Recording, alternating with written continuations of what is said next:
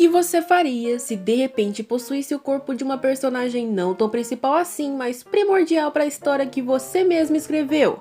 Vocês se lembram que a Fiona foi engolida pela escuridão? Mas não temam, porque o Siegren, seu príncipe, está a caminho com o cachorro caramelo ao seu lado. Hunter aponta para o lugar do desaparecimento da Fiona, onde um grande redemoinho de sombras se encontra. A Eunice, preocupada, foi junto com eles e olha assombrada pro local, dizendo que consegue sentir uma grande energia maligna. Não me diga! Siegren abaixa a cabeça sombrio e decidido, dizendo que só existe uma forma de salvar a feiticeira. Ele vai atravessar aquela escuridão. Obviamente, Eunice diz que Sua Alteza não deve fazer aquilo, enquanto Hunter alerta para ele não desprezar o valor de sua própria vida. Mas vocês acham mesmo que o Siegren valoriza algo acima da vida de sua amada? Ele pede para Eunice criar um espaço na escuridão para passagem, nem que seja por alguns segundos. Eunice pode fazer aquilo, e sem demora o príncipe corre com seu cavalo, mandando eles se afastarem e dando a ordem da abertura. Eunice cruza os dedos da mão, confirmando a ordem. Ela precisa se concentrar e seu corpo começa a emitir uma luz brilhante. O poder da santa é incrível e um corte de luz é lançado na escuridão.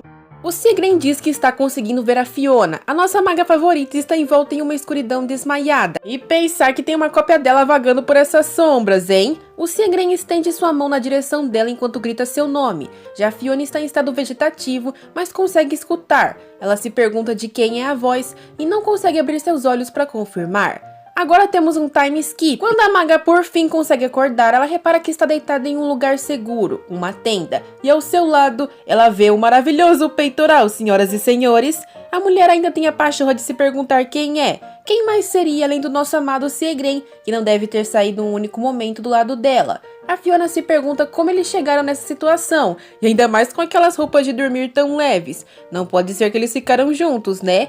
Enquanto se desespera, o Siegren acorda preocupado e ajuda a feiticeira a se sentar. Ela finalmente recuperou a consciência. Para Fiona nada faz sentido. Antes ela estava lidando com a escuridão cara a cara. Ela pergunta por que ela está deitada ao lado dele semi-nu. Por acaso ela bateu as botas e aquele lugar é o céu? O Siegren a abraça e diz que ficou muito preocupado e aquela é a única coisa que ela pensa em dizer naquele momento. Fiona se desculpa corando e questiona que lugar é aquele. Eles estão no quartel temporário do bosque, já que a escuridão chegou, não é seguro ir pro principal ainda. Como ela não se sentia bem, não deu para levar diretamente ela ao castelo do mestre. Mas não precisa se preocupar, já que todos os outros estão bem. Antes que Fiona tente se levantar, seu príncipe manda ela descansar na cama. Já que todos trabalharam muito para salvá-la, ela queria poder levantar imediatamente e verificar o que viu na escuridão. Ela sabe que não está estável para se mover direito, mas ainda queria fazer algo. O que é, vocês me perguntam? Ela abre os braços e chama Siegren para o seu colo. Ela está fazendo isso porque sente que ele esteve chorando e que confortá-lo no abraço é a melhor escolha. Ver ele assim, tão vulnerável, faz a mulher se lembrar de Siegren criança. O príncipe abraça sua amada, enquanto comenta que pensou que enlouqueceria de angústia. Passaram-se 2 dias, e o local agora é uma cidade próxima da que foi infectada. Fiona está conversando com a Eunice e com o Sir Linden e Hunter. Todos comentam que ela não apenas estava inconsciente, mas a temperatura do seu corpo também era muito baixa. Ela praticamente parecia um cadáver pronto para enterrar. A Fiona faz uma careta falando que ela tá bem agora, mesmo que a Sua Alteza não ache isso. Ela quer manter aquilo em segredo do Abel, mas o Hunter não pode mentir pra ele. Depois do incidente, ela recebeu muita atenção de todos, até dos soldados e cavalheiros. O marquês proprietário do território agradeceu pela sua atitude com um convite para um jantar. E graças ao acidente, ela confirmou que os poderes de Eunice têm muito potencial. Enquanto vai para a mansão marquesa, Fiona segue com várias dúvidas. Quem seria a pessoa por trás da escuridão? É uma alucinação? Não importa o quanto pense nisso, não faz sentido. E outra coisa muito estranha. Antes que fosse engolida pela escuridão, por um segundo, Fiona foi capaz de impedir que as sombras a envolvesse. Ela se questiona se pode controlar com seu poder a escuridão. Levando em conta tudo isso, outra pergunta cai sobre a maga. A Fiona original não foi capaz de controlar a escuridão de forma eficiente, então por que ela conseguiu? Afinal de contas, a Fiona escritora original tem o mesmo corpo e talento. Pensar tanto naquilo está dando dor de cabeça, e as expressões da preocupação estão sendo notadas pelo Siegren. Os dois finalmente chegam na mansão do Marquês, e depois de um belo jantar, estão voltando para a carruagem bem cheios. Apesar da Fiona elogiar os pratos do Marquês com alegria, o Siegren não parece bem. Ela se pergunta se aconteceu alguma coisa. Não viu seu príncipe comendo muito. A dama ficou feliz de ver a delegação de novo e, pulando na frente dele, fala que receberam muita ajuda das pessoas da academia. Inclusive, agora eles acham que devem sua vida a eles. Isso vai ser muito favorável no futuro. Ela também comenta que percebeu que suas habilidades são melhores do que ela esperava. A feiticeira fala que, mesmo que seja pouco, quando estava na escuridão sentiu que podia controlar ela. Então deve ser muito útil para derrotar as sombras no final. O Siegren faz uma cara de choque enorme e pergunta se ela está mesmo pensando em se envolver nisso de novo. Ela diz que sim, e na mente de Siegren, ele só consegue lembrar do corpo inerte da amada em seus braços enquanto era carregada, e da sensação de sentir seu corpo completamente gelado, sem resposta enquanto chamava pelo seu nome. Aquilo fez com que seu mundo começasse a desmoronar. Ele diz que a ajuda dela não é necessária e a Fiona fica chocada. Já que estava fazendo isso de bom grado, pensou que receberia um parabéns no mínimo. O príncipe agarra seus ombros claramente em desespero e fala que o que aconteceu na última vez não pode se repetir. As ações da maga eram imprudentes e absurdas. Ela rebate que foi para o bem de todos. Ela que era responsável pela situação. Ela agiu de forma condizente. Mesmo que o príncipe saiba que aquilo é verdade, ele fala que ter poder ou não é motivo para não valorizar sua sobrevivência. A Fiona grita que informações sobre as sombras eram essenciais para ele também, e por isso fez aquilo. O Siegren berra que se for assim ele não quer mais a ajuda da feiticeira. Ele não pode perder ela por causa disso. Um climão reina e a Fiona começa a chorar para surpresa do príncipe. Ela diz que ele não precisa agir assim. Ela simplesmente quer que ele diga que está chateado. Ela se afasta e diz que vai embora, proibindo ele de segui-la. O Siegren fica desamparado. Ele não queria que isso acontecesse, mas foi necessário. Agora Fiona está numa adega com Hunter e ele pergunta se ela quer alguns doces de consolo. Ele acha que a Fiona ainda é uma criança? O pobre Hunter nunca acalmou uma mulher na vida. Ela tinha mandado seguir seu caminho, mas como o guarda-costas ia ir embora, se ele viu ela chorando em um armazém. Ele quer saber o que está chateando tanto, e ela conta que teve uma briga com o Siegren sobre a escuridão. Ela segue achando que suas ações foram necessárias, mas o príncipe odeia tudo que ela fez aparentemente sem motivo algum.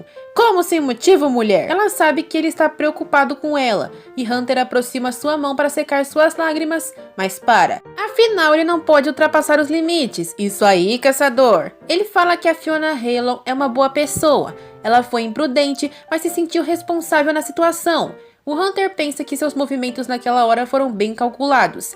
Então ele espera que ela não dê importância às palavras do príncipe. Afinal, alguém tão brilhante como ela se deixar influenciar pelas palavras de preocupação do seu namorado é um desperdício completo. Eu achei meio crueldade com o Siegren, mas ele também não pode amarrar a menina. Aquelas palavras foram o que a Fiona precisava ouvir, então ela limpa suas lágrimas sorrindo e agradece. O Hunter faz uma pergunta que é uma curiosidade dele. Se ela está saindo com o Siegren, ela pretende um dia casar com ele? Ele perguntou isso porque, visto de fora, os dois parecem ter uma relação ambígua. Isso é verdade, afinal a Fiona está sempre escondendo as coisas dele. O Hunter acha que deveriam levar tudo com mais moderação para nenhum deles se machucar. Já que a Fiona não admite que pensou em se casar com ele, o Hunter acha que ele seria algum tipo de peso que ela vem carregando.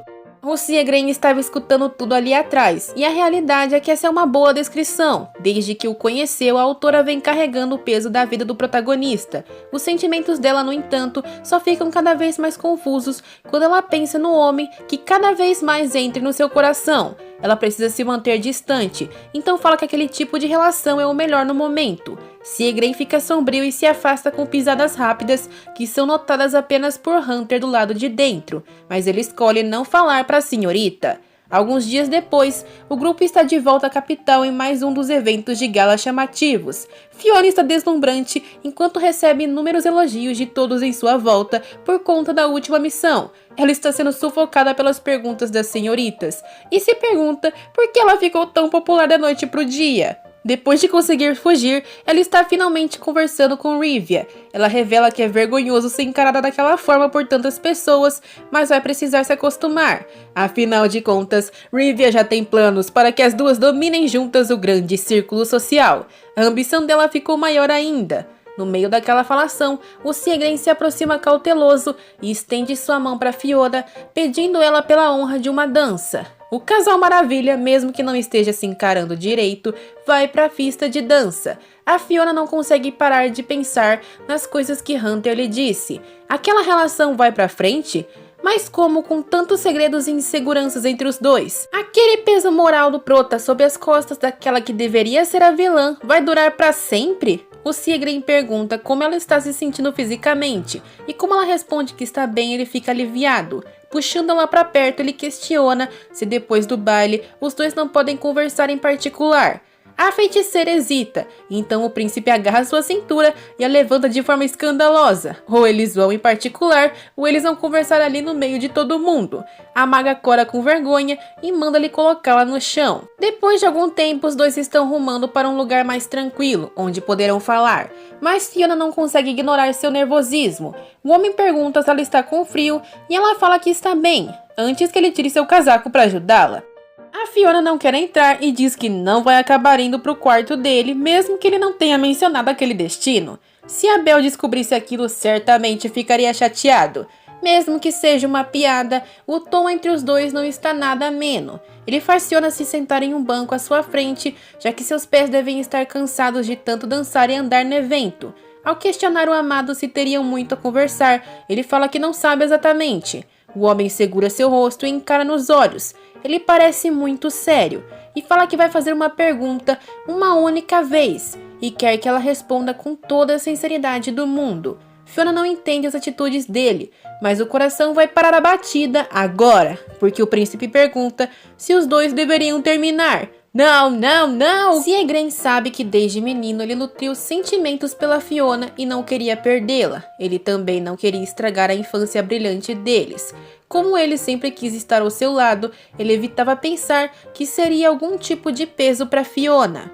Isso lhe causava uma dor enorme que carrega até agora.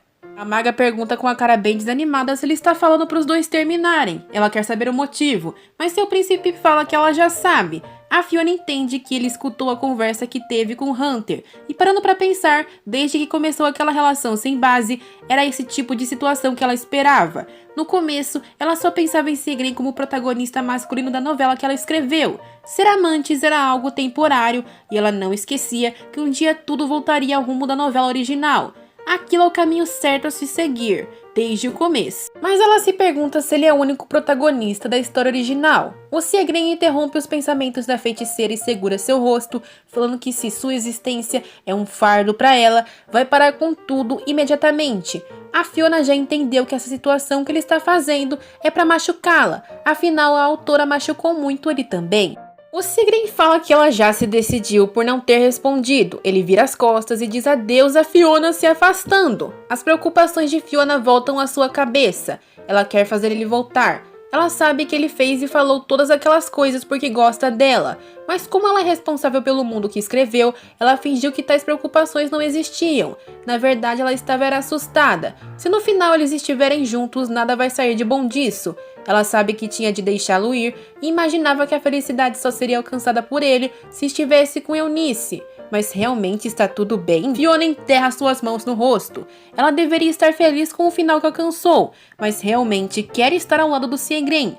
Não se aguentando mais e pensando nos dois juntos, ela pede para ele não ir embora e o abraça por trás, falando que não quer terminar.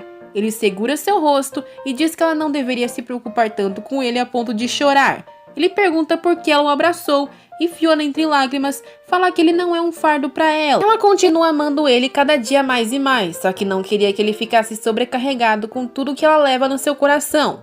Ele fala que a feiticeira finalmente se rendeu e Fiona diz que não vai mais ter medo de ficar com o príncipe e vai fazer ele ser feliz ao seu lado. Siegren começa a rir depois de ficar perplexo e a maga pergunta qual é a graça se ela estava falando sério ali. Ele puxa a amada e lasca um beijão nela, revelando que desde que eles são crianças e ela chorou por ele, sempre teve sentimentos intensos pela menina. Chorando, a Fiona diz que gosta muito dele também e que não vai mais evitá-lo, inclusive vai ser ciumenta e tudo mais. Mesmo se ele conhecer uma mulher melhor, ela vai se livrar da concorrência. Se a Gren abraça a mulher e diz que ele é todo seu e a Fiona é a única que deveria tê-lo até o fim de sua vida, a maga finalmente sente a alegria subir em seu coração depois de tanto tempo se segurando. Enquanto beija seu amado, ela tem a certeza de finalmente ter encontrado aquilo que ela quer naquele mundo. Com essa cena maravilhosa, a gente termina a segunda temporada desse manhwa de coração aquecido. Saberemos mais sobre esse casal em breve, então deixe seu like se gostaram e compartilhem. E sayonara!